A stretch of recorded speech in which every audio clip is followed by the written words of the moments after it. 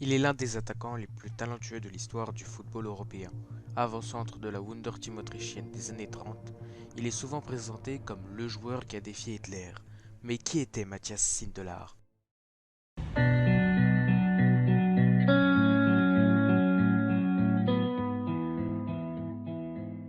Matthias Sindelar naît en 1903 à Kozlov, une petite ville tchèque en Moravie, à l'époque en territoire austro-hongrois. Il rejoint très jeune Vienne, où il commence à jouer au football. Ses premiers terrains sont les rues du quartier ouvrier de Favoriten où il vit. Malgré la mort de son père au front en 1917, pendant la Première Guerre mondiale, Sindelar continue à jouer au foot et à l'âge de 15 ans, il est repéré par le Hertha Vienne qui l'engage dans ses équipes de jeunes. Son petit gabarit, 1,75 m pour environ 60 kg, et sa très bonne technique lui valent le surnom de Der Papieren, ou en français l'homme de papier. En 1922, il rejoint l'équipe première du Hertha Vienne où il inscrit ses premiers buts. Mais Sindelar va connaître de nombreuses difficultés.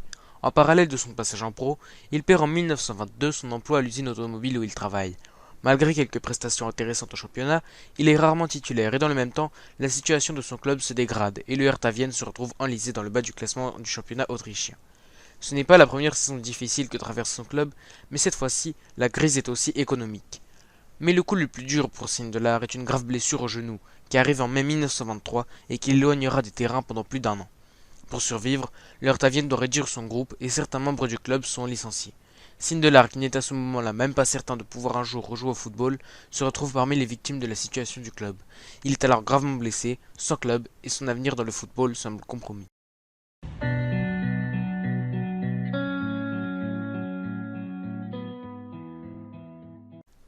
À l'été 1924, alors que le Hertha Vienne connaît pour la première fois de son histoire la relégation, Sindelar commence à sortir la tête de l'eau. Il va alors rencontrer Hans Spitzi, le médecin du Wiener amateur. Il va alors lui conseiller de se faire opérer du ménisque. L'opération est un succès, le genou de Sindelar va mieux, et à l'été 1924, Der Papieren rejoint le club de ce médecin qui avait tant fait pour lui. Sindelar peut écrire sa légende, et ce sera sous le maillot du Wiener.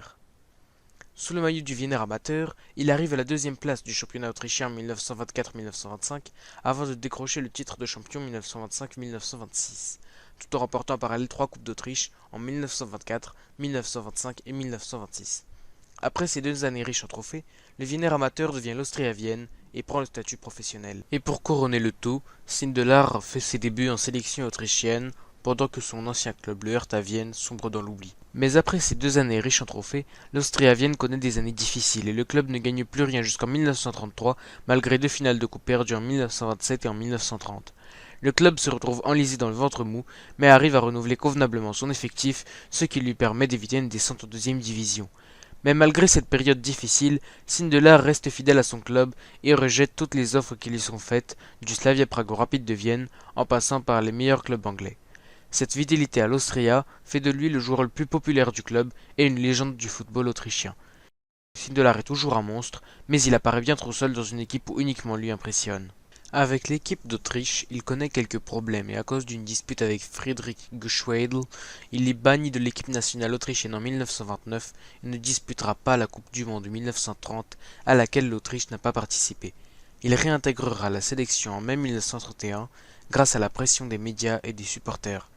Entre 1931 et 1932, l'équipe d'Autriche flambe et grâce à 14 matchs sans défaite, dont notamment des démonstrations de force face à l'Écosse qui était alors invaincue contre les équipes européennes toutes compétitions confondues 5-0, l'Allemagne 6-0, la Suisse 8-1 et la Hongrie 8-2, la sélection gagne le surnom de Wonder Team ou équipe merveilleuse en français.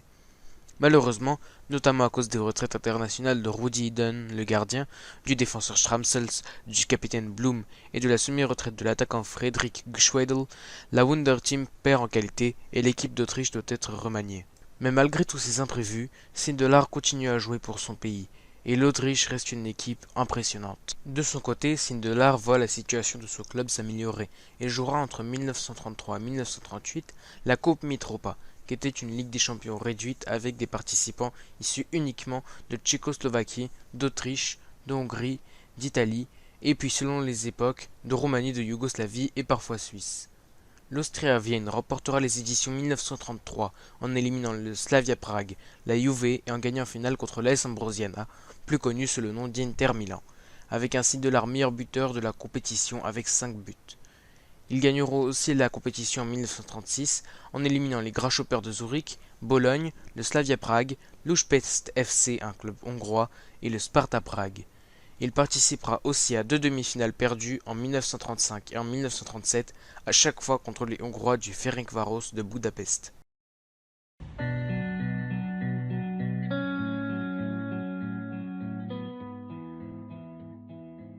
Durant cette belle période de l'Austrie-Vienne, Sindelar joue la Coupe du Monde 1934 avec l'Autriche. L'équipe autrichienne est alors la grande favorite de la compétition et une grande partie des observateurs voit la Wunderteam autrichienne triompher, et ce malgré les départs à la retraite de certains de ses cadres. L'équipe d'Autriche n'est plus exactement la même machine de guerre que 2 ans auparavant, mais elle reste redoutable. En huitième, l'Autriche tombe face à la France qu'elle élimine 3-2 après les prolongations grâce à des buts de Sindelar, Schall et Bican. Elle triomphe ensuite de son voisin hongrois 2-1 après un match très disputé avec des buts de Karl Sesta et Karl Zischek. La demi-finale contre l'Italie sera pour la Wunderteam un véritable cauchemar. Lors d'un match visiblement arrangé sur un terrain impraticable, l'Autriche se procure une première occasion grâce à Sindelar. Le tir n'est pas suffisamment bien placé et le score reste de 0-0. Mais à la 19e minute va avoir lieu l'action la plus controversée du tournoi. Alors que Peter Platzer, le gardien autrichien, sort et tente de capter un centre italien, il se retrouve au milieu des attaquants italiens, Guaita, Meazza et Chiavio, qui le bousculent violemment de manière illicite avant de pousser le ballon dans le but vide. Platzer est au sol, le but est validé et les contestations autrichiennes sont vaines. C'est le début de la fin pour la Wunderteam. Le match continue et les deux meilleurs attaquants autrichiens, Schall et Sindelar, sont contraints de sortir sur blessure. Les Italiens pratiquent un jeu brutal, violent, et à une époque où les cartons n'existent pas encore, l'Autriche se retrouve privée de ses meilleurs joueurs sans que les Italiens ne soient inquiétés. Sur un terrain impraticable, dans un match haché par les fautes, la Wunderteam souffre et n'est plus en mesure de mettre en place son jeu rapide et technique. Comme pour ne rien arranger, l'arbitre suédois de la rencontre, Ivan Eklund, va réaliser une interception en faveur de l'Italie sur un long ballon vers Karl Zischek, seul face au but italien. La Wunderteam n'est plus et perd le match pour la 3e place face à l'Allemagne nazie. Le fascisme italien et Mussolini ont eu raison de cette magnifique équipe qui malheureusement sera moins reconnue que la Hongrie des années 50, le Brésil de 1970, le Barça de Guardiola ou encore l'Ajax de Rinus Michels, mais la Wunderteam reste aujourd'hui encore la plus belle équipe nationale que l'Autriche n'ait jamais eue.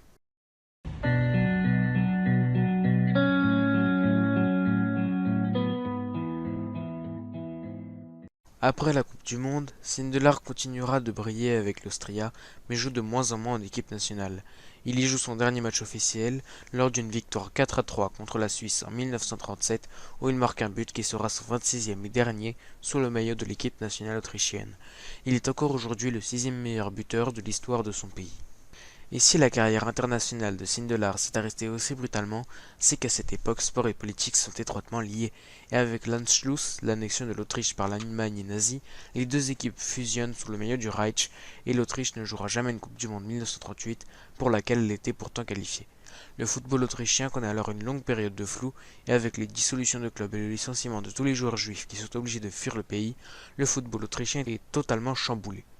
Pour rendre la situation plus correcte aux yeux de tous, un match de la paix est organisé entre l'Autriche et l'Allemagne, mais Sindelar va tout faire basculer et passer du rang de légende au rang d'idole nationale et de symbole de la résistance. Après l'Anschluss, le régime nazi va organiser un match non officiel à enjeu purement politique entre l'Autriche et l'Allemagne le 3 avril 1938 afin d'apaiser les tensions et de célébrer dignement la fin de l'équipe nationale autrichienne. Cet Anschlussspiel, ce qui signifie littéralement match de l'unification en allemand, prend ici le sens de derby de l'unification et voit son scénario être écrit à l'avance. Le match doit impérativement finir sur un match nul 0-0. Le match démarre et les Autrichiens, malgré une domination totale, manquent volontairement toutes leurs occasions comme ordonné par les Allemands. Cependant, à la 70e minute, Sindelar marque et sonne la révolte du côté autrichien. Le score est désormais de 1-0 et quelques minutes plus tard, le défenseur autrichien Karl Sestak marque le deuxième but. Le score se finit sur un 2-1 et dans les heures les plus sombres de l'histoire de l'Autriche, Sindelar s'est encore une fois démarqué des autres et son audace aura permis au peuple autrichien de comprendre une chose. Jamais Der Papieren n'a servi les nazis et jamais il ne le fera. Par la suite, Sindelar continue sa carrière, mais il refuse de participer à la Coupe du Monde 1938 sous les couleurs du Reich en utilisant son âge, à l'époque 35 ans, et sa vieille blessure au genou comme prétexte pour ne pas y participer. L'Allemagne nazie sera éliminée dès le premier tour du mondial avec une équipe composée de techniques autrichiens et de rugueux allemands qui ne s'entendait pas sur le terrain. Malheureusement, après 8 mois passés à se cacher avec sa compagne, une juive italienne du nom de Camilla Castagnola, il est retrouvé mort le 23 janvier 1939, officiellement intoxiqué au monoxyde de carbone à cause d'une cheminée en mauvais état durant son sommeil. Cependant, d'autres hypothèses suggèrent plutôt un suicide. Il n'aurait pas supporté de voir le football autrichien servir la barbarie nazie, ou un assassinat par la Gestapo, ce qui n'aurait rien d'étonnant quand on voit qu'il est fiché par cette dernière comme un sympathisant des juifs, tchèques et sociodémocrates.